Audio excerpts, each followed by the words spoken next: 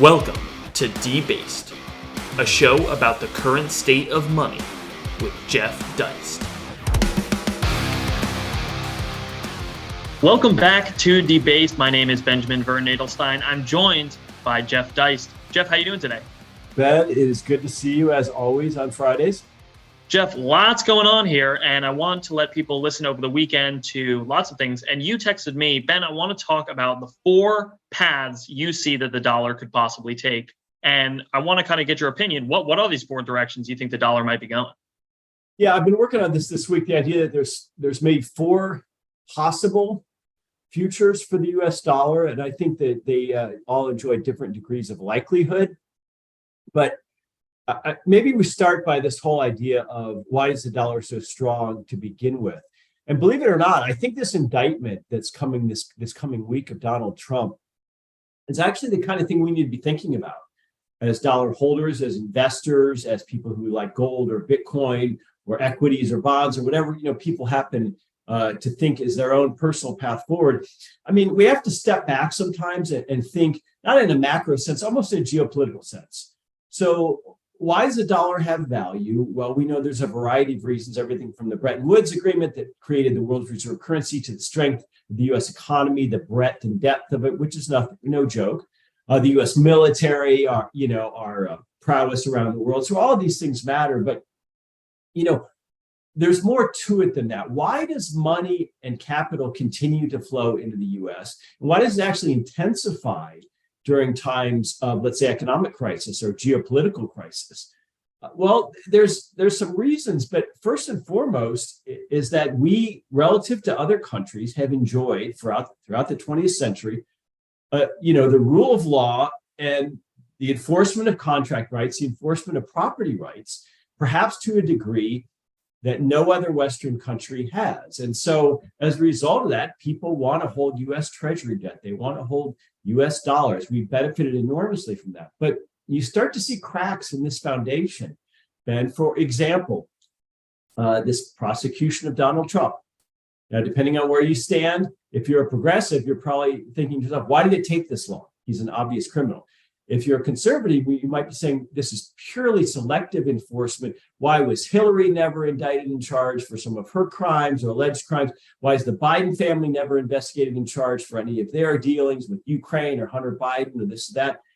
And so while prosecutions and the use of the Justice Department, the use of federal law enforcement agencies like the FBI, these may always have been political. What's different today is that the perception that it's purely political is changing. So the idea that America is a banana republic, this is what I'm hearing right-wingers saying today in response to these forthcoming Trump indictments. And then when you look at things beyond just the political machinations of whatever gang is sort of running the White House and the executive agencies, you take things like contractual rights or property rights. We had a moratorium on rent payments and mortgage interest during COVID. We are seeing stores, retail stores, drug stores, for example, apparel stores around the United States ransacked and looted. We're seeing certain states like Washington and California decide not to prosecute or charge felonies below a certain amount of shoplifting, like $1,000, which is pretty robust if you go into Target or CVS or Whole Foods. I mean, that's a lot of stuff. And, you start to see big corporations flirt with all kinds of woke type marketing. You see drugstores, for example, putting more and more merchandise behind these weird locks where you have to go in and ask an employee. And you start to say, well, contract rights and the rule of law are not as robust in the United States as they once were. If I'm investing in a stock, let's say, a publicly held company like Target, part of my investment assumes that shoplifting will not be rampant.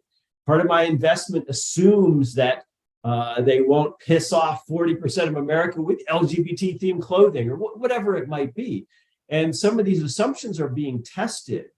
And so if more people in the United States and around the world increasingly perceive the United States as having politicized its judicial system, as having politicized law enforcement, and not having the rule of law, property rights, and contract rights to the extent we thought that those were really rock solid features of American life, that's going to add cost. That's going to add transaction costs to everything we do as Americans. Insurance will go up, security will go up, and we'll all pay for that in the form of higher prices, apart from and wholly separate from anything the Fed might be doing or the Treasury might be doing. So I really think that this Trump indictment and these kinds of tremors that are further dividing the U.S. electorate is not good for the future of the dollar. So I think that's a lot of our assumptions that we've enjoyed holding for many, many decades. We have to begin to challenge and say,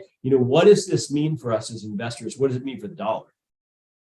Yeah, absolutely. I mean, if we are seeing the things that made America such a great place to have assets, to hold assets, to build wealth, and to create wealth slowly begin to erode, and the Trump indictment might be, the zeitgeist at the moment saying, look, this rule of law that has not been politicized like it has been in other countries, people might start to say, well, what's the real difference between a Brazil and a United States? If they're both going after political competitors, at the end of the day, who has the more resources, who has a better safety of the assets? And this is an interesting thing that I know you touch on, Jeff, which is, how did countries become rich? How did places like Singapore and South Korea and Japan grow their wealth? And most of the time, the answer is pretty simple. They had rule of law and they opened their capital accounts so that people could safely invest and know that their investments would be safe. And that's why places like Hong Kong, which had essentially no infrastructure or anything to it whatsoever, became a huge financial hub, as did Singapore, as did South Korea. And what do you notice about those places? They have Western financial rule of law. And do you see that as a deterioration happening, Trump indicting and the Trump kind of weaponization of the DOJ being kind of the beginning of the end for that? Well, I hope not. For the sake of this country and our future, it's very, very important. Maybe people in the East are going to turn out to be better Westerners than we are. And look, if you look at something like Singapore, particularly Japan, there wasn't much there. I mean, the United States has two vast oceans.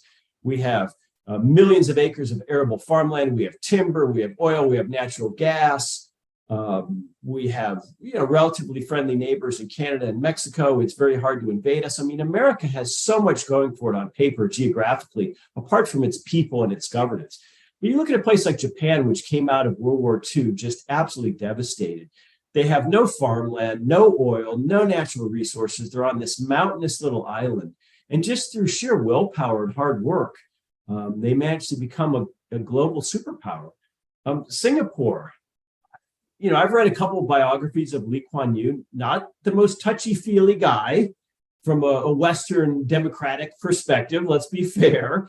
But nonetheless, again, taking a swampy place without much in the form of resources as recently as the 1960s and creating what we think of today as Singapore, I mean, that's a real achievement. And so you would say, that Singapore for the past several decades has been on the upswing. Would you say that about the United States? That's starting to be a pretty open question. So it takes more than just infrastructure. It takes a lot. And the question of how did we get so rich, and what if it all went away? It doesn't just sustain itself. You don't just wake up in the morning and have a Starbucks on every corner and electricity at your fingertips and hot and cold running water and grocery stores full of an unbelievable variety of food and insanely technologically advanced smartphones in your hands that can tell you almost everything. I mean, these are miracles.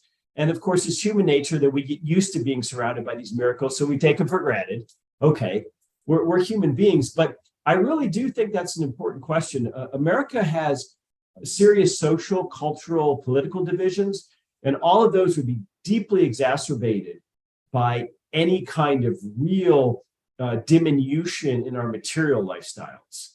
That's not a joke. That's something I think we ought to take seriously. Yeah, absolutely. And I think there's a Thomas Sowell book. I'm And you should just read every Thomas Sowell book and you'll find out where it is. So in the comments, tell me what Thomas Sowell book I'm thinking of. But Thomas Sowell makes an interesting point about the actual geography of Africa and how, for example, there aren't many rivers that go deep into Africa without having large drop-offs, sometimes called waterfalls. And there's mosquitoes that kill people and don't allow cattle to bring, food or travel. And so there's actual geographical issues in a country or a nation or a region, and those will actually stop them from gaining wealth. America not only has none of those issues, but that kind of unique rule of law has created such an environment that it in some ways seems like we are completely forgetful of how we got here, why it's so important, and why for so long property rights and the rule of law and contract law has created one of the most successful financial hubs the world has ever seen. It feels like people are forgetful of that or complacent or used to that. And unfortunately, we can't have that if we expect to continue the standard of living that we have. I mean, let's just take a small guy or gal example. Let's say a person of pretty modest means and income goes out and buys a small duplex for investment purposes, thinking that this, will appreciate in value and that over the years they'll pay the mortgage off to their tenants and that they'll have an asset that later in life may provide them cash income or something they can sell for a capital gain to help fund their retirement. We're just talking about an average person, not a rich person. And so all of a sudden, they have to assume that if the tenants don't pay their rent or if the tenants trash the place, that there will be a pretty straightforward legal mechanism, an eviction process, which isn't too lengthy, which will allow them to move on with their investment. But what if during COVID comes along and all of a sudden you have somebody living in there for 2 years rent free, and the whole economics of the deal of you buying the duplex was that it was a break-even proposition with the rent, and now you're hemorrhaging money. I mean, take something small like that as an example of how important these rules really are, and then multiply that across the economy. And it's a serious question, and I think it's something that we have to understand and grapple with. It's not an abstraction; it's very real. Absolutely. I know lots of cities around the United States are working their best to regulate or ban ride sharing, for example. Well, that actually has a material harm, not only to the people who would love to drive for Uber and make some extra money on the side, but also for the ability for people to transport in a way they'd like to transport. Airbnb being another easy example. If the government says, well, anything that is a short-term rental under 1 month is illegal because whatever, you're competing with the hotel monopoly in our state, that is just detrimental to the economic well-being of, like you're saying, not incredibly wealthy people. This is not Jeff Bezos who is harmed by Airbnb's policies. It's by people who would otherwise make this, rental income or this passive income through something like an Airbnb. And when you see something like squatters' rights or a rent moratorium, this is just harming those very same people that supposedly these laws are enacted to help. Well, and I would add that if we think back now, everything's simple in hindsight, but the brilliance of an Uber or an Airbnb in utilizing resources that were otherwise sitting around, basically fallow, all over this country, millions of cars are sitting in garages or in workplace parking lots all day long, unused, while other people need rides, right? You can say the same thing about Airbnbs. And in a sense, that's part of what we're trying to do at Monetary Metals. There's thousands of tons of gold sitting around. It's an asset. It can be utilized to finance inventory or to finance a company in the form of a bond. And so why don't we pull some of that value out of it rather than letting it sit around fallow? But it's really interesting how sometimes progress happens kicking and screaming when it comes to government. Yeah, absolutely. I found Uber and Airbnb such incredible examples, and for Monetary Metals, an interesting model how a private business revolutionized whole economies. I mean, taxis and the taxi monopoly are entirely gone. Hotels are now competing heavily with Airbnbs across the globe. So now that we're thinking about all these regulations and these kind of rule of law, let's talk about your 4 things that you possibly think the dollar could be headed. You said you have 4 ideas. Let's hear Jeff Deist, 4 ideas of where you think the dollar might be going. Yes. So I think the future of the dollar takes one of these forms. And first and foremost, let's just say the status quo lasts a lot longer than we think. I think that's one very definite possibility for the future of the dollar. In other words, the dollar is not knocked off its pedestal. The dollar continues to be the world's reserve currency. Congress continues to spend beyond what it takes in tax revenues. We continue to promise and even pay entitlements wildly beyond the actuarial realities of the next 50 years or whatever. And that nonetheless, the dollar hangs in there. I think that's scenario number one. And that may sound far-fetched. We like to think, the famous economist Herb Stein, who is Ben Stein's dad. People know Ben Stein from Win Ben Stein's Money and from Ferris Bueller's Day Off. So the great Ben Stein's pretty elderly now. He still writes, I think, for the American Spectator. But nonetheless, his father, Herb Stein, was an economist, and he was the head of the Council of Economic Advisors during the Nixon era. And so he had what was known as Stein's Law, which is if something cannot continue, it will not.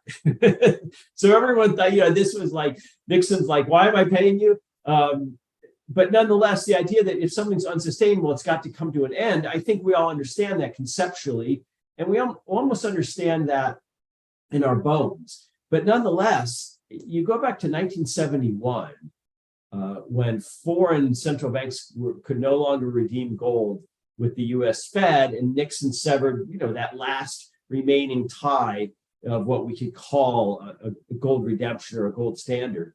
A lot of people in hard money circles, a lot of really brilliant people like Doug Casey, were predicting that this was going to mark the pretty rapid unraveling of the U.S. dollar as a dominant player and as a good store of value and all this and that. And look, there were some rough times in the 1970s in terms of inflation, stagflation. So I'm not going to say that Doug Casey was entirely wrong, but it was incorrect that the dollar would lose its status when any more connection to gold was severed. That didn't happen. That's almost 50 years now. I'm sorry, it's more than 50 years now since 1971. And here the dollar still is. And, you can talk to people like Keith Weiner. You can talk to people like Brent Johnson at Santiago Capital, and they will give you all kinds of reasons why, knocking the U.S. dollar off its pedestal as the world's reserve currency, as the currency that's needed to settle trades, to do business internationally, to buy oil, all kinds of things, is actually very, very difficult. And so the dollar's current status could go on for a long time. And an economic crisis, let's say on the level of 2008, that could actually bring a lot more money into the dollar as a relatively better run currency than some of the other major Western and, the Chinese yuan, the Japanese yen, et cetera. So, and that may actually be the most likely scenario, let's say for the next decade. De-dollarization may not be happening anytime as soon as we think it is. So that's my scenario number one, is that the status quo of the US dollar lasts longer than we think. So Jeff, let me summarize that point there, which is that, yes, the dollar does have problems. And in 1971, a bunch of very smart people went, whoa, we are severing the currency from the redeemability into gold. Now, of course, there were perversities before then, but at least there was still some connection. Foreign central banks could redeem their dollars for gold. Now, once that actually was severed by Nixon, most people thought, oh, this is the death of the dollar's going to tank, and there's going to be a new currency or a new regime. And although there were issues, the dollar continued to live on as we continue to use it today, and actually higher in some cases than ever before. And part of that reason, as Brent Johnson and Keith Weiner and many other people have pointed out, that there are structural issues with the dollar, but those structural issues are much worse in other countries like China, Russia, any competitor who would even have half of a chance. They're technically reliant on the US dollar. Their currency is a derivative of the value of the US dollar. So the chance that their currency overtakes the dollar, you would have to see something kind of big happen before global trade was denominated in yuan or in yen or in rubles. And as of right now, for the next decade, doesn't seem likely. Well, in popular parlance, excuse my French, the currencies like the yuan are shit coins, right? They are bad derivatives of the US dollar, but yet at the same time dependent on it. And I would argue that a lot of so-called cryptocurrencies are dependent on Bitcoin for their existence. Now, I recently listened to a really interesting conversation on a podcast between a gentleman named Tom Luongo. Not sure if people are familiar with him. He's a really brilliant outside the box type thinker. Don't always agree with him. And our friend Caitlin Long, who runs Custodia Bank, which is sort of a venture in Wyoming that attempts to be a full reserve digital asset bank that she has gotten chartered under Wyoming law. And so she's a fascinating person. And so they were talking about, well, once that last tether to gold was severed in 71, gold lost all of its purpose. In other words, other than, let's say, its jewelry uses, the entire reason for gold to exist in the monetary system is to act as a brake on central bank or government spending and debt. And once gold ceased to do that, it's useless. It no longer has any purpose in the global financial system. And I thought that was an interesting point. But the counterpoint that immediately occurred to me was, then why hasn't gold lost significant value in those 50 years since 1971? If it's no longer a tether on governments or central banks, and I fully admit it is no longer a tether on governments and central banks, although a lot of them are snapping it up of late. I thought that was a point worth taking. I thought that was a good challenge to pro-gold people like us. But nonetheless, gold has hung in there pretty darn well since 71. Yeah, gold does have this monetary quality, which you can see in its price. If gold truly were useless other than its jewelry demand, let's say, or its industrial demands, its price would trade much differently. So clearly there is still some monetary value attached to gold. People are buying gold for other reasons than purely the supply and demand in the jewelry market. Now, gold has incredibly interesting stock to flow ratios and other interesting things that make it an interesting money. But to say that gold is completely useless the same way that copper is completely monetary useless, I don't think is the case. And obviously with monetary metals, we are working and showing the kind of plumbing of that working gold standard with financing, lending, interest payments, and wealth preservation all paid in gold. So Jeff, let's go to your second case scenario. First case scenario, the dollar, that's got more kicks in the can than anyone could have guessed. Let's go to scenario number 2. So scenario number 2 would be the other extreme. One would be the world using the dollar sort of remains as we know it. The other would be the complete demolition of the dollar and a completely new global reserve currency, probably under the auspices of somebody like the IMF or the World Bank. Now, this would be the scenario where we have a really severe economic crisis, maybe globally, worse than 2008. And so the dollar starts to decline rapidly, not necessarily only thinking in terms of versus other currencies, but against real goods and services, which it is already to an extent in the past couple of years. And so here we would see calls like we saw in 2008. For example, people don't know this, but the euro struggled mightily in the aftermath of the global financial crisis. That was a really rough time. And so what the Fed did was it set up a liquidity swap arrangement whereby the ECB was given lots and lots of US dollars in exchange for euros and some interest, which was in fact paid. And the ECB in turn distributed those dollars to the various central banks within Europe and then on to the commercial banks because they needed those for liquidity to keep maintaining trade. Now, the legality of this swap arrangement, in other words, who authorized this? That takes us back to the rule of law question. Is the Fed acting within the rule of law? We tend to think of it as an entity unto itself, but it was created by Congress. Congress has the ability to regulate it up to and including repealing the Federal Reserve Act and doing away with it.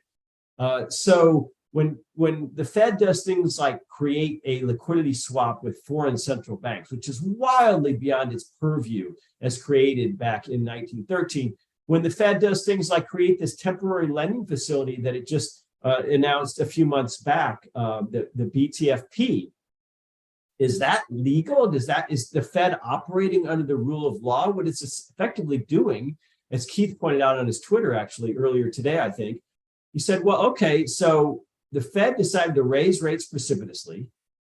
Commercial banks are holding lots and lots of US Treasury debt that was issued under much lower interest rates over the past, let's say, 10 years. So that bond debt is all underwater. So as a result, a lot of commercial banks are technically insolvent. So what does the Fed do? It comes along and says, hey, don't worry about it. You bought that bond at 100. It's now effectively worth 60 because it's paying a much lower interest rate than I could go out and get on the market. But nonetheless, if you lend it to us as collateral, we'll wink and nod and say it's worth 100 and loan you 100. Now that's pretty odd. Who loans 100 against an asset with a fair value of 60? Well, the Fed does. Is that legal? Is that effectively backed by the Treasury? Well, the Treasury is us, right? The Treasury is the long-suffering citizens of the United States. Yeah, I would argue that's a pretty gray area, Ben, and that the FOMC is acting like a cowboy or a renegade and just shooting from the hip and doing what it needs to do, making it up as it goes along. And to me, that's not the rule of law. Bailouts aren't the rule of law. Saving Signature Bank or Silicon Valley Bank, that's not the rule of law. The rule of law is if you screw up, you go bankrupt, and the investors take a haircut, and the management and owners get fired, and the assets are revalued and sold to new owners. That's the rule of law. So the second scenario would be when the rule of law collapses, there's a global financial crisis, and the powers that be say, look, we've got all these countries around the world. They've all got their own central banks. They're all issuing their own bond debt independently. Even the countries within the Eurozone still have their own central banks issuing bond debt, like Germany and Greece, even though they use the euro. So that's a really awkward scenario there. And we just can't have this. We can't have the whole world dependent on these currency wars between all these different central banks. Jim Rickards wrote an interesting book called Currency Wars a long time ago on this very subject. And so we need sort of one international standard, one international currency. The IMF already has what they call SDRs, special drawing rights, which could form the basis of this currency. They've talked about using, at first, a basket of currencies and commodities to make it more understandable to people. Like you'd have 6 or 7 of the biggest currencies, maybe gold and some other commodities in there. But over time, it would become a fiat currency effectively issued by the IMF. And the IMF would become the central bank to the world's central banks. And that all of that these special drawing rights could become a new form of global reserve currency. Now that would be probably hard to imagine, not unthinkable, I think, in a real global or worldwide depression when people would be clamoring for solutions. They'd be clamoring for people to appear like adults in the room. And so that would be sort of the doomsday scenario, which was 180 degrees opposite scenario number one, whereby the US dollar just sort of hangs in there. All right, Jeff. So doomsday scenario is a broader organization like the IMF says, hey, there's a lot of bad stuff going on with all these individual currencies, these individual bond markets. Here's what would be better. We'll centralize these all into one big currency. Listen, we'll have some euros, we'll have some dollars, we'll have some yen. It'll be fair. All the countries will be represented. We'll have one big, maybe even digital currency, and we'll make sure that we are the liquidity provider to the world. You don't want all these different currencies. It's confusing. Who's issuing what? What if a central bank does something it's not supposed to? Instead, why don't we just centralize this? We'll have one big currency, like one big happy family, and everything will be much better. Well, if you look at how our own central bank has grown so wildly in just 120 odd years beyond its original purpose, I would say something like that's not unthinkable. And the degree to which it becomes thinkable, I believe, is the degree to which we have a real global meltdown, where almost all asset classes are going down at the same time, which we did see in 2008. People talked about diversification. People talked about hedging. But in 2008, almost everything went down at the same time. Stocks, bonds, currencies, real estate, all kinds of things. Gold hung in there as sort of the canary in the coal mine. But yes, so that's scenario number 2. All right. What is scenario number 3? Well, so number 3 is, I think, a breakdown of the U.S. dollar as the dominant reserve currency into some competing, let's say, regional type arrangements.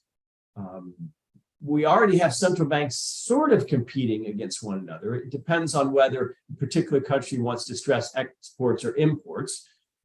China, for example, is a country that has openly and notoriously suppressed the value of its own currency in order to boost exports, and that's one reason, not the only reason, that there's lots of cheap Chinese stuff in stores around the world. So that's an example.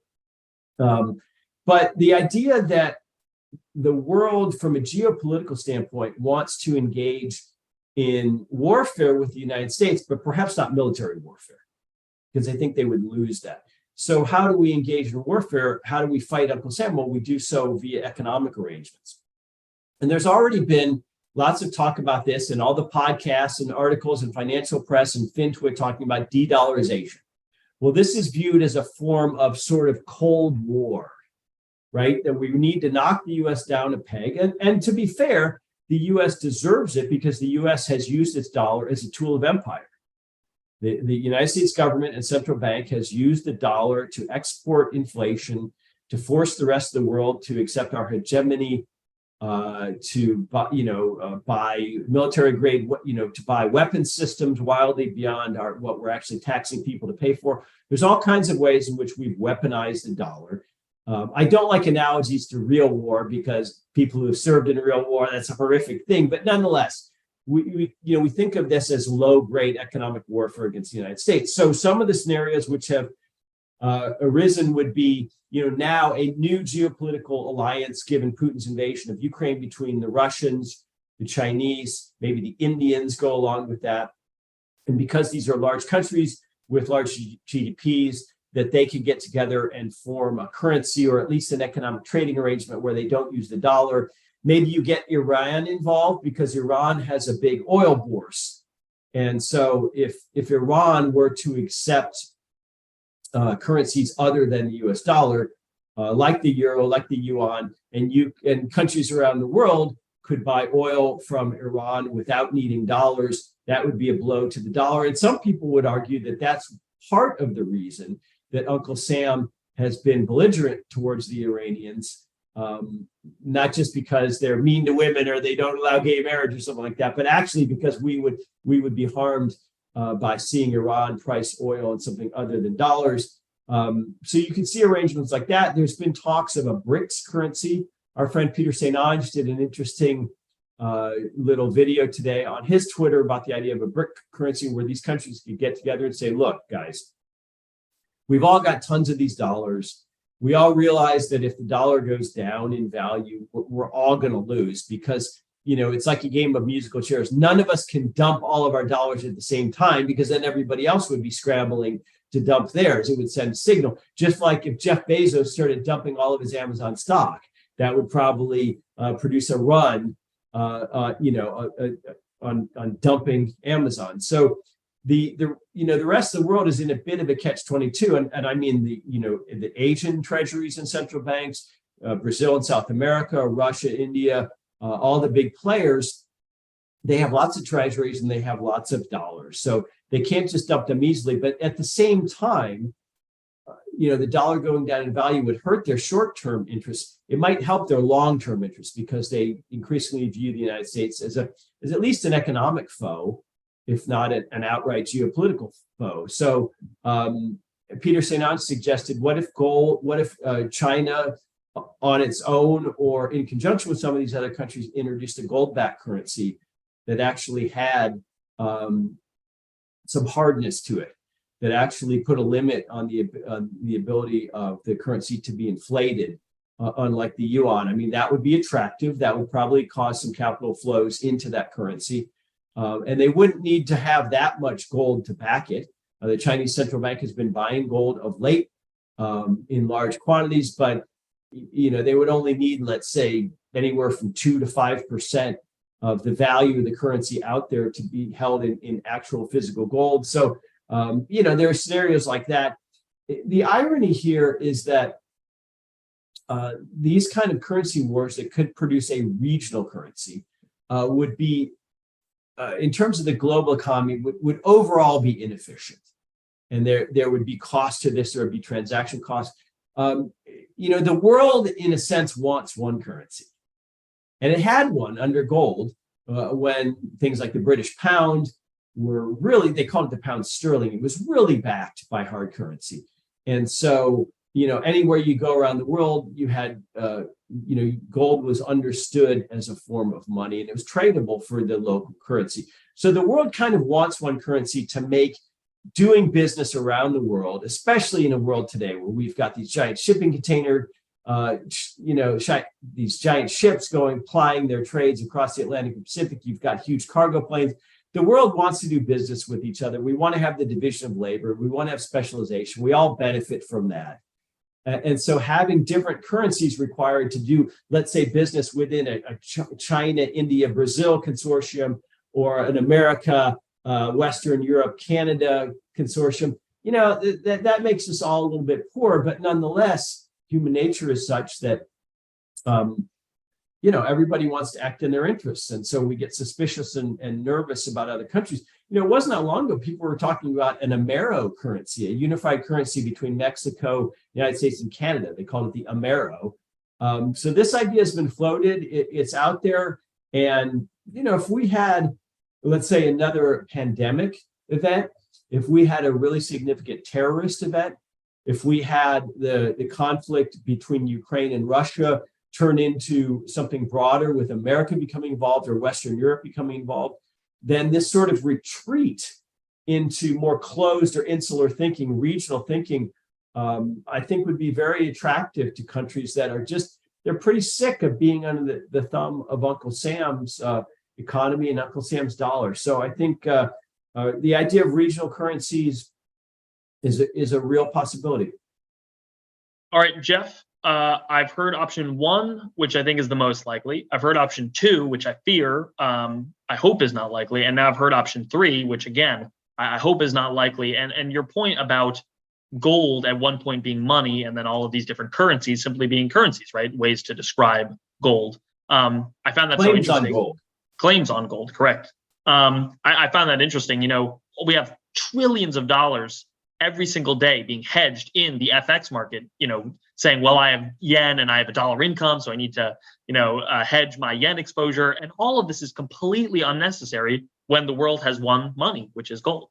And we never had this insane, currency swapping and, we need your currency to have our currency and our currency is valued because of your currency. None of that was necessary under a gold standard. Everyone just had their own currency, which described a certain amount of gold to be redeemed in that currency. All right, so let's give me option number 4. The first one, not great, but maybe better than options 2 and 3. Let's hear option number 4.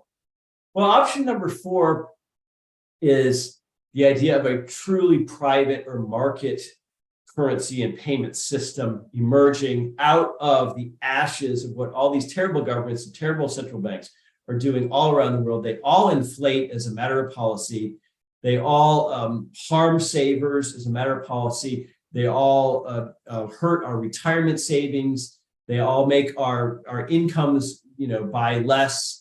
They all encourage profligacy. They, top to bottom, I can't think of it. Even the Swiss franc, which used to be viewed as sort of the ultimate standard. I mean, even the Swiss central bank has lost its mind in the last 10 years, buying all kinds of FANG stocks and caving in to international pressure on their bank privacy and this and that. So, basically all national currencies and all national central banks, I think, have really been degraded. And that's a sad thing for the world. But nonetheless, that's where we are.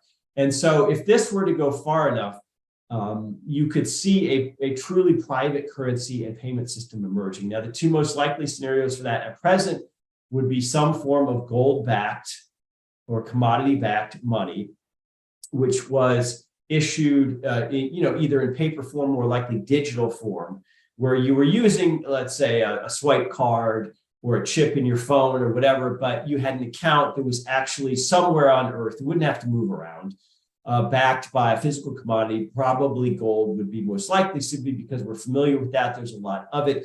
It has enduring value, subjective value, but enduring value. And, people understand it because there's still lots of people alive who can remember, even back to the World War II days, before Bretton Woods. The other would be, of course, Bitcoin, which I think is far and away the leading cryptocurrency, the most robust cryptocurrency. But both of these scenarios are where a new currency is emerging, first of all, on the market, which would mean governments would kick and scream to try to regulate it, to try to ban it, to try to outlaw it, to force it into black markets. Not unthinkable. Black markets are used for lots of things. Black markets flourished in the former Soviet Union. Black markets flourish today in all kinds of things like the drug trade, and black markets could flourish in the currency trade if governments are that hell-bent on trying to prevent us meaning the marketplace, human beings acting voluntarily, from avoiding the harms that they're placing on us with their inflationary policies. So this would be what Hayek dreamed about in his essay, The Denationalization of Money. He spelled it that funny English way with an S instead of a Z, but nonetheless, this would be the dream, that a truly private currency emerges, and that, like Uber, like Airbnb, the regulators just got behind the curve, and it started to gain popularity and traction before they could really contain it. And so they had to live with it. And to be fair, there are members of Congress, Thomas Massey, the senator from Wyoming. Tell me her name again. She's great. Cynthia Lummis, like hummus. Who are not against this, who would actually want to pass legislation that would force the Fed and the Treasury to allow it, to not make it illegal. But for the most part, you would have to expect more lawmakers to react like the terrible Brad Sherman, who represents a district in Los Angeles. I mean, he is just absolutely unhinged when it comes to Bitcoin, just wants it banned and wants its practitioners presumably put in jail if they don't cease and desist. So you could see a lot of pushback on this, but nonetheless, Hayek talked about this. He said, you'd hope that something like this could happen kind of quietly and on the slide before they really understood the full ramifications of this. And I'm sure Bitcoin maxis would say that that's already the case, that Bitcoin is already in use. It's been around long enough. It's held its value long enough. It's suffered enough price crashes, and I'm not nearly as bearish on Bitcoin as Keith Weiner, for example. I think I view it very differently, but I also know that gold and Bitcoin could exist quite comfortably, I think, independently of one another. I think they could coexist just fine. I think there could be a market for both, just like there's a market for different kinds of automobiles. And I think they could almost serve different purposes. Bitcoin could serve a marketplace of people who are, let's just say, younger, more comfortable with wild fluctuations, both on the purchaser side, but also on the merchant side. And that, Bitcoin can be seen as a more volatile currency, whereas gold could be seen as a more staid or steady currency. But nonetheless, with the digital world before us, you no longer have to worry about gold coinage. You no longer have to worry about how do you pay for something that just costs $1.20 when gold, let's say, I think, in my opinion, pretty soon at $2,500 an ounce, you no longer have to slice that up. You've got digital means to spend gold in all kinds of forms, whether that sort of a debit card or a chip on your phone or whatever it might be. So I guess in Jeff's happy world, this private currency could emerge without bloodshed, without governments trying to jail people, and we could see the obsolescence again, this is Jeff's happy world, Jeff's daydream, the obsolescence of these terrible central bankers who I think at best are clueless, technocratic mathematicians, at worst, people who are enriching themselves at our expense and who have very happy soft soft landings arranged for themselves. So that would be scenario number 4, truly private currency. And I think that's one that most of our listeners and viewers would hope for. Absolutely. And for those interested in gold and the workings of the plumbing of the working of a gold standard, earning interest, financing in gold, obviously monetary metals, we welcome the free market and competition of other cryptocurrencies, Bitcoin, what have you. We'd love in the comments, why don't you give us your guess, which is most likely option 1, 2, 3, or 4. Maybe you have an option 5 that Jeff and I have not thought of. We want to thank you so much for joining us. Jeff, any final words before we end out here? No, I would just mention that none of this stuff matters without that aforementioned rule of law. If you go back and read about, a pretty recent currency crisis in Argentina around 1999 and 2000, when you really see how people were forced to live there, it didn't become Mad Max. I mean, life went on. People still went to work. People still had groceries. People still had electricity, but unemployment went through the roof. Prices and inflation went through the roof. If electricity became sporadic, you'd have to go to, let's say, a mall that had really rigid private security in order to just even relax for an evening and watch a movie without worrying about crime. If someone rang your doorbell, you'd go up to the second floor and open your window and say, who's there? You don't have to, things don't have to devolve into Mad Max. I mean, there are halfway scenarios between what we enjoy today in the United States and that Mad Max scenario. And I would say Argentina in the late 1990s provides a cautionary tale of that. So I think we all need to work really hard to not let these politicians turn us into a scenario like that. Jeff, thanks so much for joining us on this episode of Thank you, Debased, Ben. and we'll see you next Friday. Yes, you will.